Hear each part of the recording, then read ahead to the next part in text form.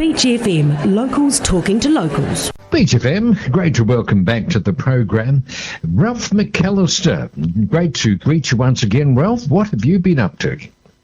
Well, good morning to you, sir. And I've been doing a lot of reading, as you might understand, and your listeners would not be surprised at. And I've been having quite a good session. I've got the new John Boyne here, who's one of my favourite authors, but I'm only halfway through it and I'm loving it. So you'll probably brace yourself, and next week I'll probably talk about that. Excellent. A couple of weeks ago I talked to you about Malcolm Gladwell and his latest book, which I was just so excited by, talking to strangers, and we were both very enthusiastic about how the way it's a sort of revisionist thing, you know. Gladwell takes a theory or a practice and questions it and turns it upside down. And I wanted to know more after reading out loud, talking to strangers. He's written 6 books, Malcolm Gladwell. He's English, from Jamaican family, and he is probably one of the most well-known writers of essays in the world, really. He wrote for the Washington Post. He's still a writer for the New Yorker, which is, of course, one of my favorite magazines when I can afford it.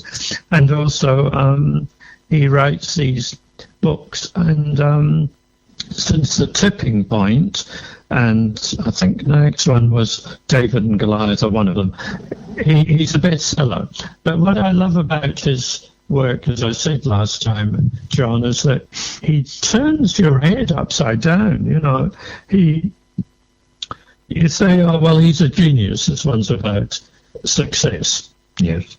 And then you slowly realize that even though whoever you like to think of as a genius, like Bertrand Russell or, you know, any of the other greats in the world, they really were, of course they were great, and he's not knocking them, but he's also saying that without the background, without the luck, without the family, without the timing, without the situation he's in, they wouldn't have been any more a genius than perhaps a dozen others could have been if they'd been given the right circumstances. And so, in other words, we might have had 10 Bertrand Russells if they'd all been born at that time, if they'd all been put through the support systems that they were given.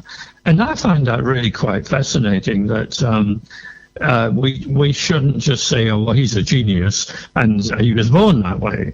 And that, of course, is what he stands on his head, really. So, So it's that sort of controversial stuff that I really got fascinated with. And he does one of the most wonderful, but also terribly upsetting outlines of why the Korean airline disaster of 20 years ago happened.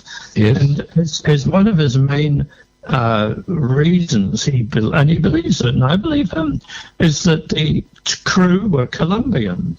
And there's nothing wrong with Colombians, except that in the structure of their interchange in society, you don't question authority.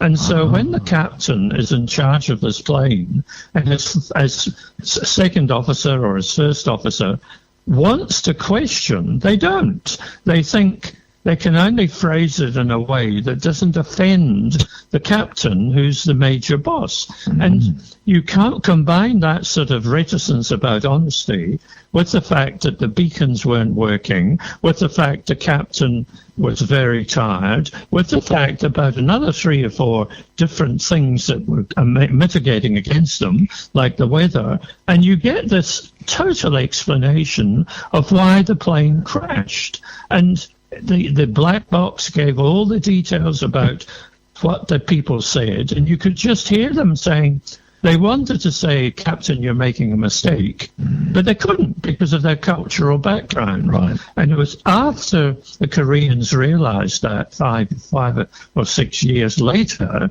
after that terrible crash, they changed their policies and they made interchange and relationships amongst crews one of the forefronts of their safety measures, and since then they haven't had one accident or Korean disaster. And it's that sort of incident. I suppose that's as clear a way I can tell outline to you. That's why I'm going to read every other one of his books, but I promise I won't talk about them all the time. It's just I love books that make you think and reassess what you thought you knew, and you find you didn't quite know what you thought you knew, right? Absolutely brilliant. Well, I'm having to cope with the proposition of 10 Bertrand Russells. Could we cope with them all at the one time? And would they cohabitate, or would they scratch each other's eyes out?